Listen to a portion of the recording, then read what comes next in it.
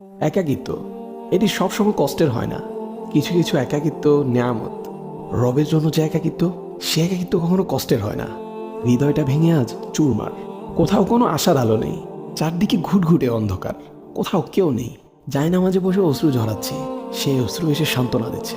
হে ব্যথিত হৃদয়, কষ্ট পেও না, তোমার রব সব দেখছেন।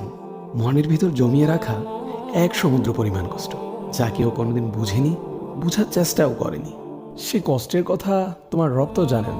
তিনি তোমার সহায় হয়েছেন বলেই তো তোমায় একাকিত্ব দিয়েছেন, যাতে তোমার কষ্টের কথা তোমার রবের কাছে বলে হালকা হতে পারো, তোমার দুশ্চিন্তার কথা রবকে বলে নিশ্চিন্ত হতে পারো। হে ব্যথিত হৃদয়, তুমি কি জানো না তোমার রব যে অসম্ভবকে সেকেন্ডের মধ্যেই সম্ভব করতে পারেন? তাহলে একাকিত্বকে তুমি কেন ভয় পাও? যে একাকিত্ব তোমায় বারবার রবের দিকে নিয়ে যায়, রবকে স্মরণ করিয়ে দেয়। হে ব্যথিত হৃদয়, কষ্ট পেও না। শীঘ্রই তোমার রব তোমাকে এত দিবেন যে তুমি সন্তুষ্ট হয়ে যাবে।